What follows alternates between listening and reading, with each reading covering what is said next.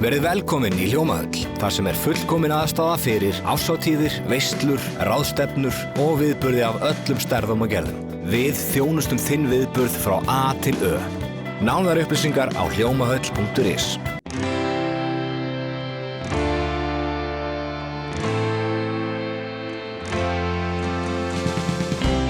Komið sæl og verið velkomin í Suðurnesja Magasín. En þetta viðtal einnig aðgengilegt sem hlaðvarp. Skólamatur eitt mest vaxandi fyrirtæki á Suðurnesjum og við fengum Jón Axelsson, forstjóra fyrirtækisins, í viðtal. Jón Axelsson, forstjóri skólamatar, velkomin. Þið eru nýbúin að fagna aldarfjórðungsafmæli. Hvernig svona staðan og gangurinn í starfseminni? Staðan í skólamatur bara rosalega góð. Það mikið að gerast, mikil þróun í gangi og ný verkefni og talsverðar breytingar hafa verið undanfari hjá okkur. Í bara jákvæða átt, þannig að staðan í skólamatur góð, bæði hjá okkur og á þessu markaði sem við störum á. Hvaða breytingar ertu að tala þá helst? Það hafa bæði verið breytingar á markanum en líka kannski hjá okkur innanhús að við höfum verið í mikilli þróun. Við höfum verið að bæði mikið að bæta hjá okkur tækjakost sem að auðveldar okkur að bjóða upp á aukið úrval af aðalréttum og meðlæti. Við höfum verið að bæta við tækjakost líka til að auka afköst því að fyrirtæki í vexti og við höfum verið svona finna hvernig á að takast á við vöxtinn hjá okkur. Við erum með cirka 10% vöxt á ári og höfum verið í bara nokkuð mörg ár. Þannig að það kemur í svona þrepum hvar áskoranir í því og í þessum tækjakosti við höfum verið að taka inn, þetta svona sérhæða græjur sem að samt gera það verkum að við getum fylgt þessari stefnu sem við höfum að bjóða upp á alltaf það hollasta kostin sem mögulegt í þessum mötuneytum og maturinn sem boðið upp á núna í ár eða fyrir 25 ára síðan að það mikill munur á því hvernig matselarnir eru framsettir, raða saman og innihaldið á réttunum hvernig það og við sjáum það bara í erlendum samaburði sem við höfum verið núna talsveit undanfarið að skoða erlendis að við getum verið rosalega stolt af því sem við bjóðum okkar viðskiptunum upp á og það út af þessari þróun sem áttu þessu stað á 25 árum. Rétt áður ég spyrði aðeins meira út í það langar mig aðeins að forvitnast vöxtinn. Hvað eru þetta margir starfsmenn og svona hvernig eru helstu lykiltölur hjá okkur þess vegna að þú myndir segja okkur hvað að velta á hverju ári og svona. Þetta við sögðum frá okkur ekki bara fyrir þeir voru 20 ára og það maður sér að það hefur verið mikil þróun og vöxtur síðan. Þeir voru 20 ára fyrir 6 árum síðan þá voru við að ná 12.000 máltíðum í hádeginu og það var ég man ekki hvort það voru 60 eða 80 kannski 60 skólar sem við vorum að sinna og þá var það mestan part grunnskólar. Síðan að það hefur orðið á þessu tímabili þá höfum við bætt við okkur gríðarlega mikið að leikskólum og það talsveit munur á þjónustu við leik og grunnskóla. Leikskólarnir þeir bjóða upp á mat í morgumat, ávaxtanesti, hádegismat og síðdegisnesti og það eru minni einingar hver skóli þannig að við höfum nálgast að talsveit öðruvísi og vöxturinn okkar hefur þar af leiðandi verið svona við kunnum á grunnskólana og höfum lært mikið og kunnum orðið mjög vel núna á leikskólana en það hafa orðið mikla breytingar í því. Þannig að núna umfangið þannig að við erum að velta svona 3,5 til 4 milljörðum á þessu ári. Við erum með 240 starfsmenn og við erum með, núna erum við komin upp í 120 útstöðvar leik- og grunnskóla og það aðeins fleiri leikskólar heldur en grunnskólar í þeim hópi og núna bara frá 1. október vorum við að bæta við okkur í Reykjavík til dæmis 30 skólum, leikskólum 25 leikskólum og 5 grunnskólum og það hefur verið mikið verkefni sem við tekist á við en kerfin okkar orðið það rútineruð að innviðirnir okkar hafa tekist á við svona verkefni bara ágætlega. Þannig að þetta svona helstu tölurnar að þetta orðið bara talsveit stærra heldur að þeir voru 20 ára. Þegar að Axel Jónsson faðir ykkar byrjaði með fyrirtæki 1999 og það náttúrulega þetta hefur vaxið fiskur hrygg síðan þá vissulega en ykkar starfsemi hún náttúrulega á stór höfuborgar, stór bara suðvestur landi í rauninni. Já, starfsvæðið hérna Reykjanesið og það Hafnarfjörður, Garðabæ, Kópavogur, Reykjavík og upp í Mosó. Við höfum verið á Suðurlandi aðeins og þannig að það suðvestur hotn landsins sem að okkar starfsvæði og það hentar alveg fyrir þetta koncept eins og það hjá okkur vegna þess að við erum að elda í hverjum leik eða grunnskóla. Við erum alltaf með ofn og uppvöskunarvél og tæki og tól í öllum eldhúsum og við sjáum líka starfsfólk í eldhúsinu, sérhæft starfsfólk. Þannig að það ekki það að þegar fólk sér bílan okkar keyrandum að þeir séu með heitan og tilbúin mat. Heldur erum með mat sem tilbúin til eldunar. Þá búið að undirbúa magntaka og svo á loka eldun sér stað í skólan. Frá þessu ykkur undantekninga sem aðstæða ekki til staðar eða ýmislegt, en þetta megin línan okkar að við erum með starfsfólkið í vinnu hjá skólamat, í leikskólanum eða grunnskólanum og það sér matreiðsluna. En fær bara tilbúin pakka sem að hentar í þetta og með þessu sparast mikið af sérhæfðu fólki sem að kannski skortur á. Með þessu þarf ekki að vera menntaður matreiðslumaður í öllum skólum. Þeir miðlega eldhús í skólamatar, tilbúnir í backup fyrir fólki sem að vinnur í skólan. Og þannig starfar þetta sem einheild og við náum mikill sérhæfingu í þessu. Við erum með matvælafræðing eða starfsmann með menntun í næringafræði, matreiðslumeistara, mjög sérhæft fólk sem að fylgir eftir gæðaferlum og þessu systemi að ná stóra markmiði skólamatar sem að ná matnum sem fer á diskinn upp í munn og onni í maga á börnunum okkar. Og það þarf að vera hollur matur, góður matur og svo margt annað. En það stóra verkefnið okkar sem við fylgjumst mikið með okkar mælitækjum, hvernig tekst til. Þannig að við erum að meðal annars að þjónusta okkur foreldra að börnin okkar borði hollan mat og við fylgjumst með því hvernig gengur. Það margir þættir sem þurfa að koma til þess að ná því markmiði. Það líklega ekkit, það ekki allir sem að vita það að þið eldið á staðnum í rauninni, þannig að það kannski tryggir, eða ekki, það að tryggja enn meiri gæði matarins sem að börnin að fá. Það liður í þessari miklu þróun sem áttu þessi stað á 25 árum. Það hvaða leiðir við höfum náð í að auka gæði eða halda gæði. Og það margt í þessari starfsemi sem að kannski fólk áttar sig ekki á. Það bara í allri starfsemi hvað gerist bak við tjöldin. En til þess að ná þessu markmiðum okkar þurfum við mjög sérhæft fólk sem með mikla reynslu eða menntun og við erum með mikið fræðslustarf innan skólamatar að bara þjálfa fólkið okkur upp og líka mjög sérhæfðan búnað til eldunar eða tölvubúnað og margt annað til þess að ná þessu markmiðum. En það er margt sem gerist þarna sem fólk veit ekki á. Meðal annars þetta að þegar fólk sér bílan okkar heldur að það sé matur sem að sé annarkot upphitaður eða búin að fara langa leið. En það ekki þannig. Það eldað í skólanum allstar þar sem aðstæðan býður upp á það. Þið stækkuðu nýlega húsnæði og það alltaf að svona stemma, gengur þetta upp eða þurfið þið alltaf að vera að hugsa með við 10% vöxt, það þurfið að stækka enn meira á næstunni eða strax? Við tókum í gagnið nýtt miðlægt eldhús 2023 og það var þá vegna þess að eldhús okkar var bara alveg sprungið og það langt komið með að fylla þetta eldhús upp og við erum byrjuð að hugsa næstu skref af því að það tekur allt tíma.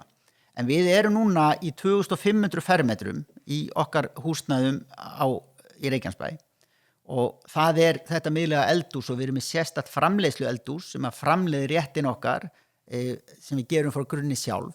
Við erum með sérstakt sérfæðis eldhús sem aðskilið frá öðrum þar sem að við erum með mat fyrir þá sem eru með ofnæmi og óþol og þurfa sérþjónustu.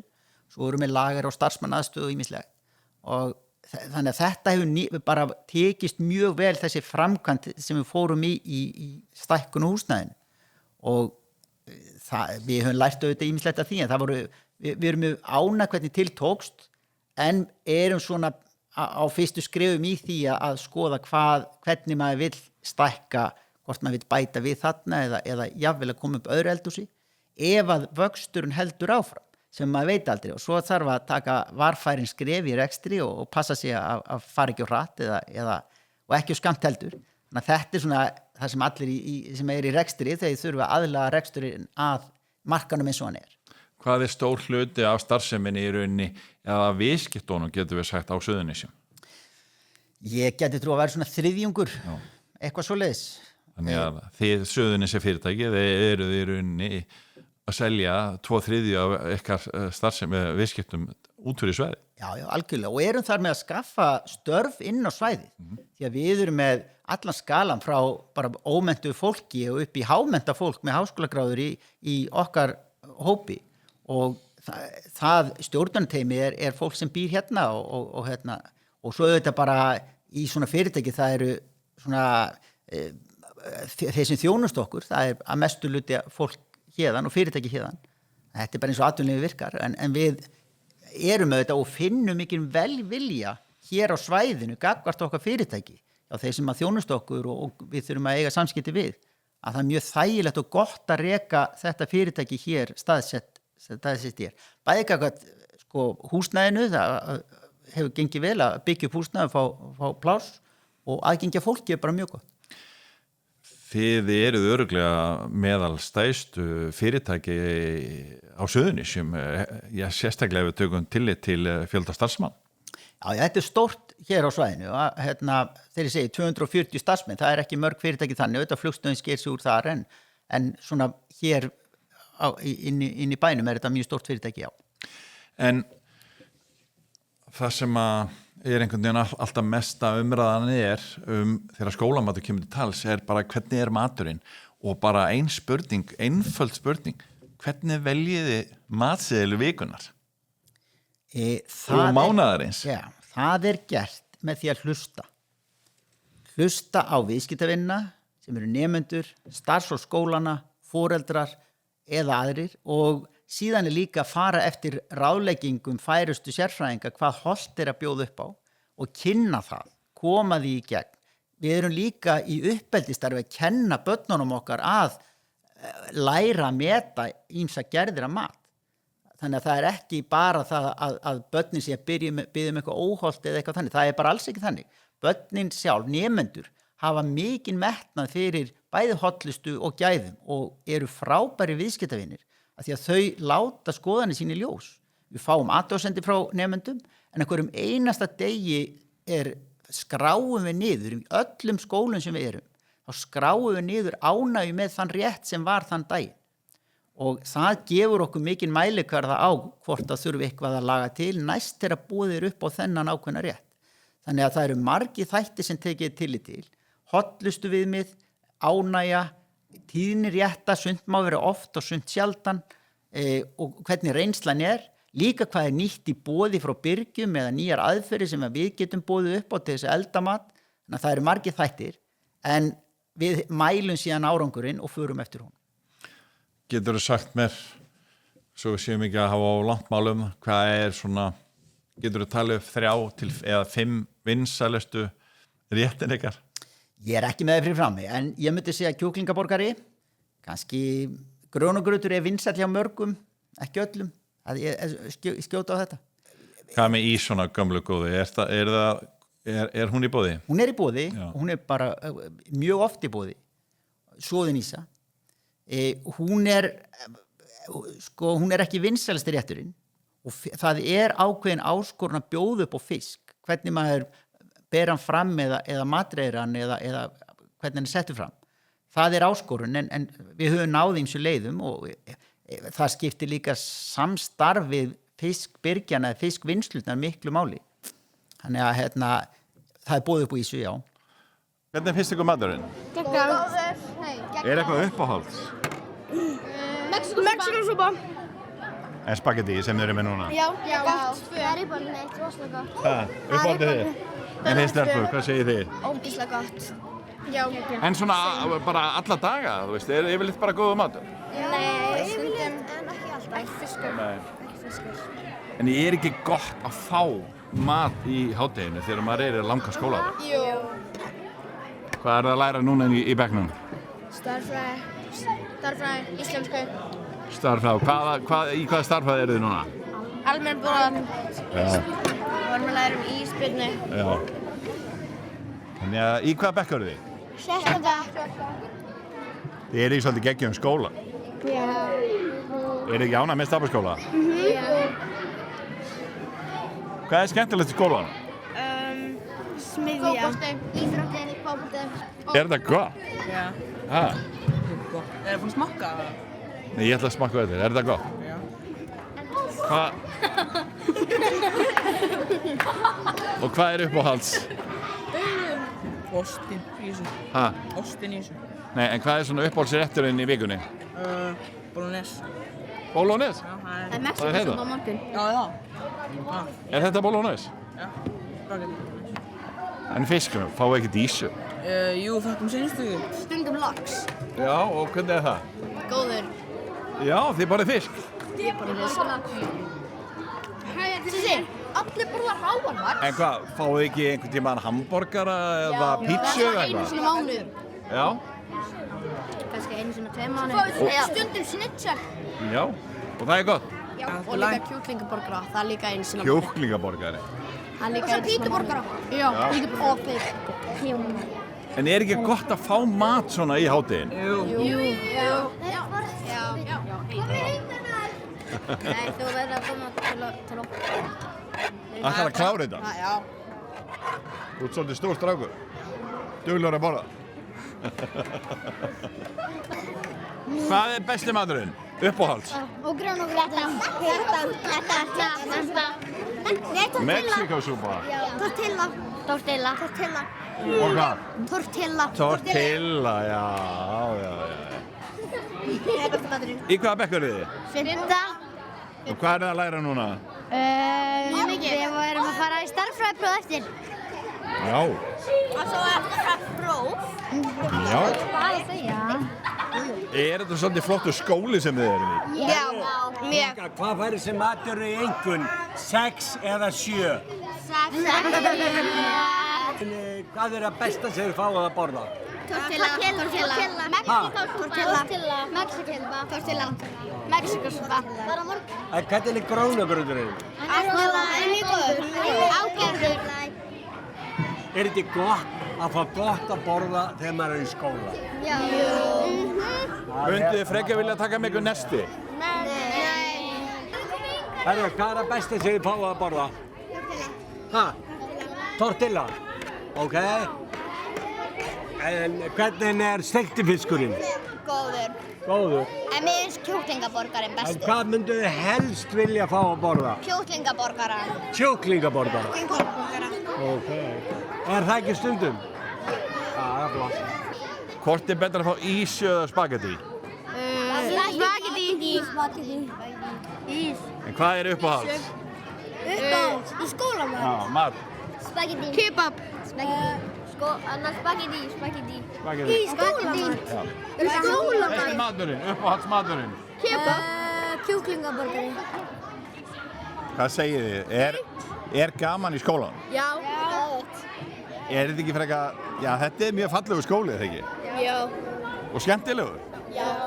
Mjög gaman. En hvað er svona, er ekki gott að fá að borða í hádeginu? Jú. Er búið upp á steikta ísu í raspi. Já, Já, það er búið upp á það. já.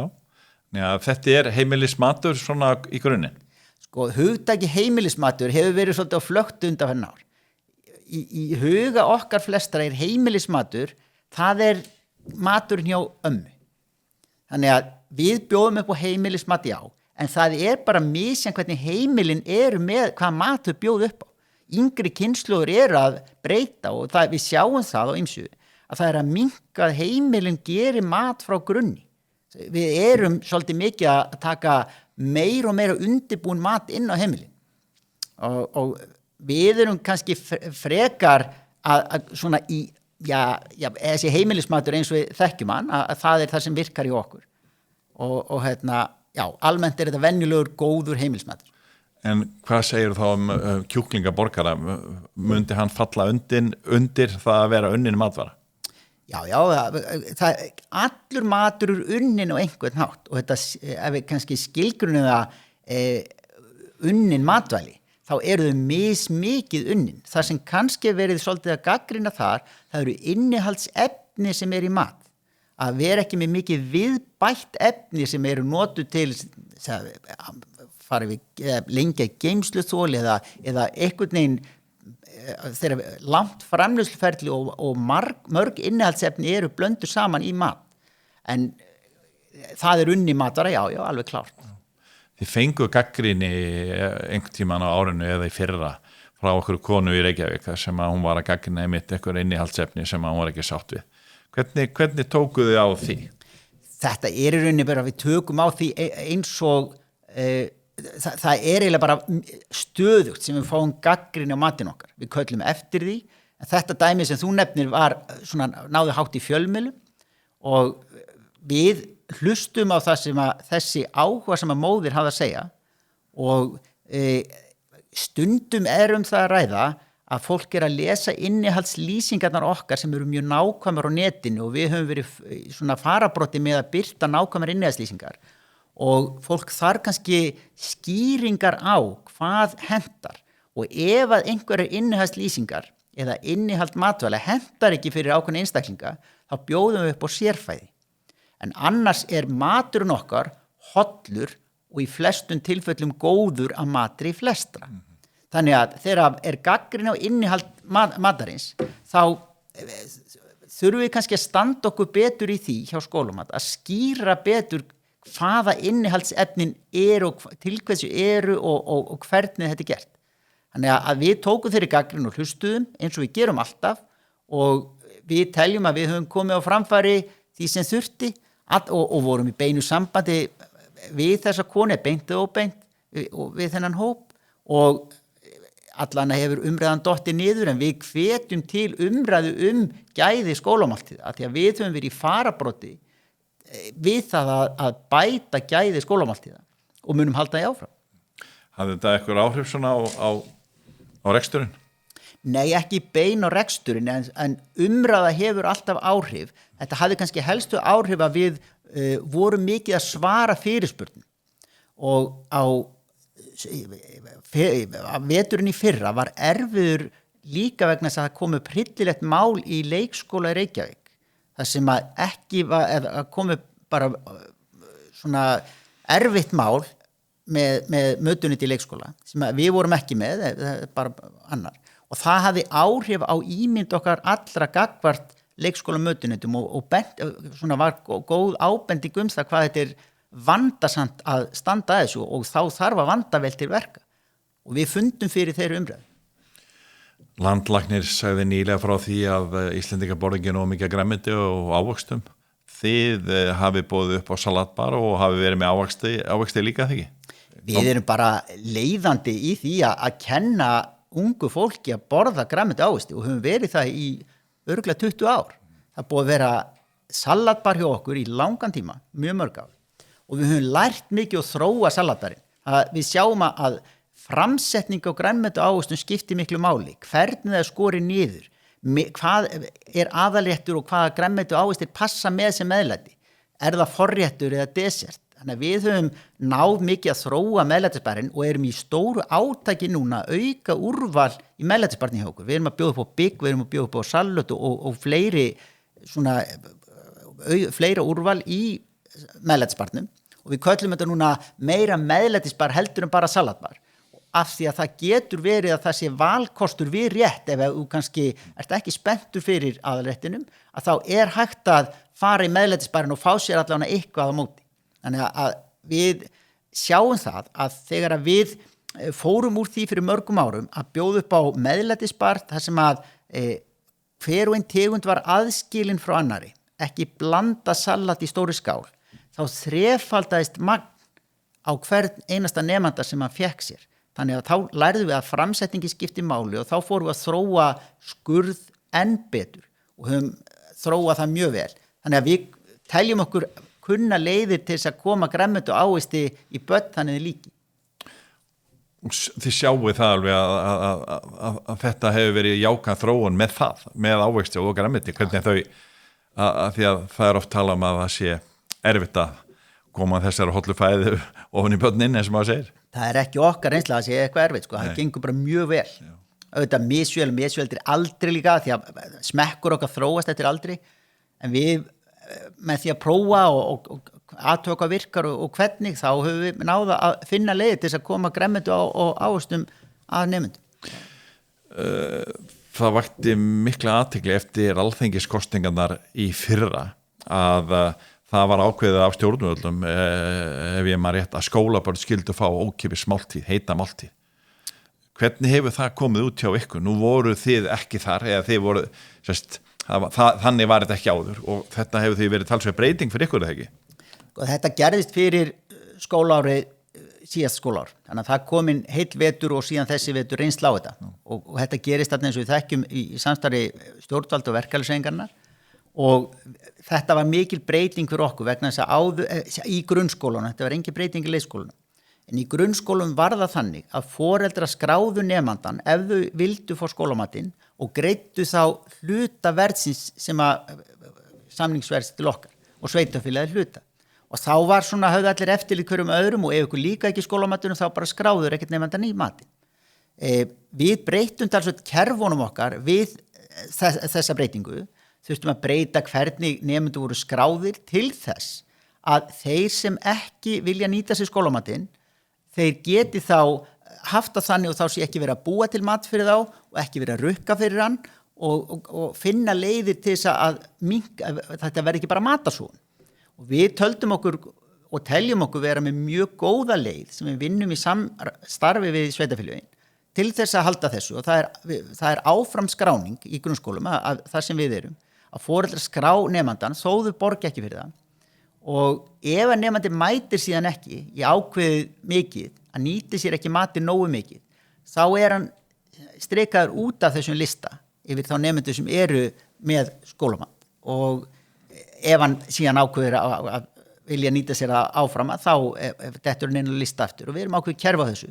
Þannig að þessi breyting hún var ein áskorun fyrir okkur en við teljum okkur hafa leyst hana vel í samstarfi við skólana og við erum mjög stolt að segja frá því að matarsóun hefur ekki aukist við þessa breytingu eins og við vorum hrætt Þannig að við höfum náða að halda utan mætingu og þannig að systemi virka bara fínt. Þannig að Hvað var það stórt hlutfall í prósentum sem að nemenda sem að var að nýta sér skólamat áður ef við segjum að nú sé það, er það þá núna 100% en nú var hvað? Hvernig þessa tölur? Þetta var kannski 85%, 80-85%. 1-2 nemendur sem voru ekki af hverjum 10? Já, eitthvað svo leið það var nú allt. Þannig að nú þetta kannski komið upp í 95%, 90-95%. Það klálega jógst skráning nemenda og mætingin jógst. En í þeim skólinn sem við vorum í, þá var bara mætingin mjög mikil. Og yngstu árgangar grunnskóla, þar eru allir skráðir og voru allir skráðir. Í leikskóla allir að borða. Og síðan þegar kemur inn úlingsárin, þá meira sjálfstæðu vilji og við viljum fara að gera eitthvað annað eða það á ákveðnum aldri, kannski í kringu fermingu og síðan í elstu bekkjum grunnskóla, þá eykst mætingin aftur. Þetta eru mælingar sem við höfum séð ár eftir ár í mjög langan tíma. Hvað myndir að segja að þessi ákvörðun, hvernig finnst þú að hafa komið út? Jákvæð, neikvæð, hlutlaus, hvernig metur þetta eftir þetta ár? Við í skólamat höfum sagt það lengi að við erum ekki pólitík. Þegar að pólitíkin búin að taka sínar ákvarðanir, gagnvart skólamat, þá mætum við og framkvæmum það. Þannig að við tökum ekki afstöðu til þessa. En þetta var áskorun og þetta klárlega okkar mælingar sína foreldrar eru ánægðir með þetta. Þó að þetta sé umdeilt í umræðunni, þá sjáum við það í okkar viðhorfskönnunum að foreldrar eru sáttir við þessa breytingu. Og það fakta líka að það eru fleiri að nýta sem skólamatinn. Þannig að þetta gott að þýleiti. Veistu hvað þetta að kosta til dæmis Reykjanesbæ á hverju skólaári? Ég ekki með töluna, en það klárt að þeir tóku á sig hluta foreldra, fengu eitthvað frá ríkinu. Ég ekki klára hvernig hlutfalli skiptast þar og við sjáum það bara á umræðinni að bærinn hefur sagt vegna gjaldfrelsis og skólamáltíða hefur kostnaður okkur aukist.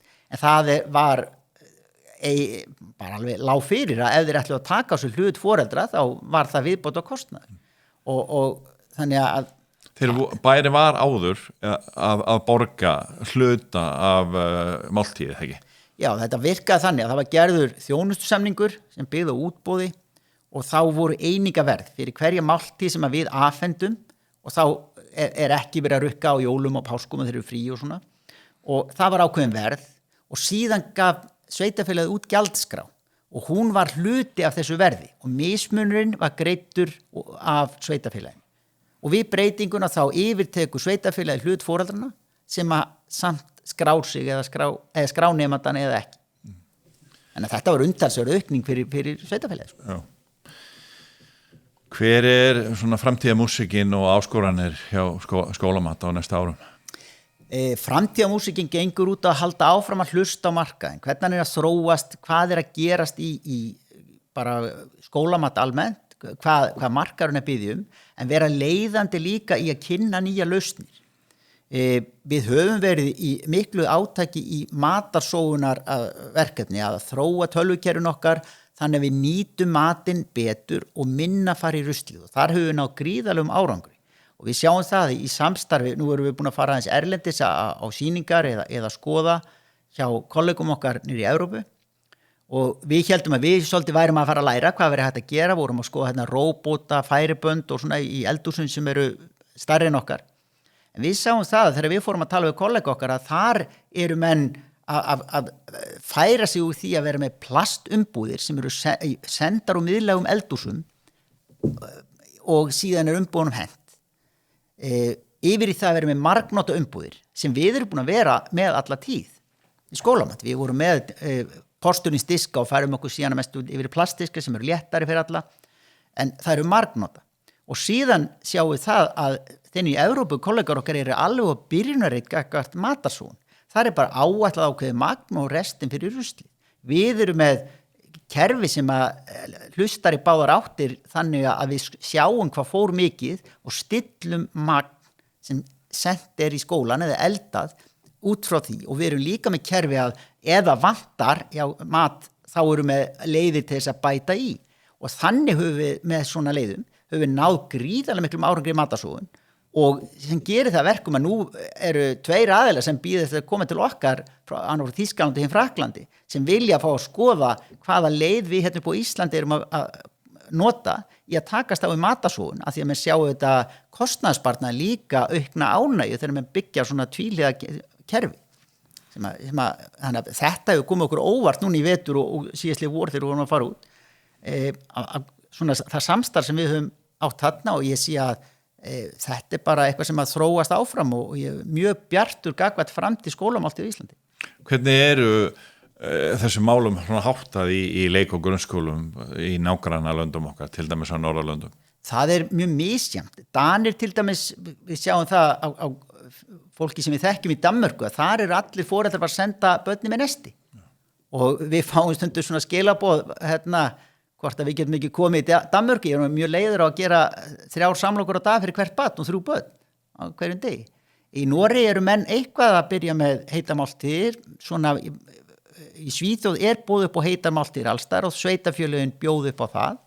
Ég veit ekki með gjaldskrána og í Finnlandi mikið talað skólamáltíðir að þar hefur það verið stór partur í góðu skólakerfi þar, að þar allstað bóðið upp á heitamáltíð í leik- og grunnskólum. Og síðan nýri í Þýskalandi þetta svipa, það bóðið upp á flestum stöðum og nýri í Fraklandi. Þetta svona það sem ég þekki og í Bretlandi líka, það mikið mötundi. Þannig að við erum bara framalega, Íslendingar, með þetta. Ég sé það, hvað við erum mjög framalega í að bjóða upp á, ekki bara að bjóða upp á skólamáltíðir, heldur hvaða máltíðir bóðið upp á. Það sem boðir upp á að mínu mati, og það þetta getur verið umdeilt og menn hafa allan skoðun á því, en að okkar mati í skólamat þá gæði skólamáltíða og eldunar aðferðir sem við bjóðum upp á og samsetning matseðla mjög framalega þegar við berum okkur sama við kollega okkar í Evrópu. Þannig að við tökum líka svona eins og praktíska hluti og mikilvæga gagnvart foreldrum sem að, eins og þú segir, þyrftu annars að vera að gera nesti á mótnana fyrir sín börn og það er náttúrulega bara ólíklegt að þau geti haldið upp í sömu fjölbreytni og gæðum í svona tímaleysun í dag miðað við það sem að skólamatur að bjóða upp á. Sko viðskipta hugmynd pappa minns Axel Jónssonar kemur þegar að einsetning grunnskólana verður. Hann sér að nemendur hætt að fara heim í hádeginu og eru allan daginn í skólan og þá sér hann að þau þurfa að borða og þannig kemur þetta til og þá þarf að fara að finna lausnir og síðan hafa lausnirna þróast á batna. Og þetta ef við maður rétt í kringu 1990 sem þetta gerist og hann stofnar skólamat 9 árum síðar. Hann þurfti aðeins að melta þetta. Komið sér í gang. Hann hugsa hratt. Það markaðurinn þurfti að melta hans hugmynd. Ég held að mændi nú frekar orðað þannig. Já. En markaðurinn í rauninni mjög sáttur í dag. Já, mjög sáttur og allavega þannig að það vöxtur í eftirspurn okkar þjónustu. Já.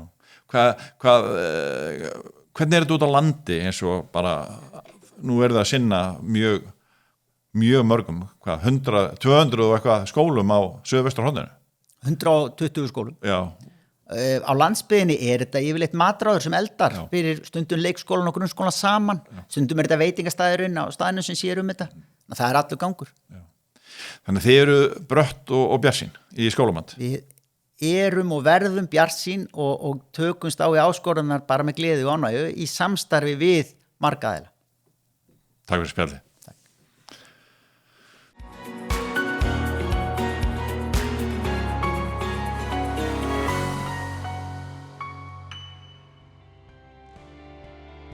Við þökkum kærlega fyrir áhorfið og bendum ykkur á að það fjölbreytt efni á vef vikufrétta.is.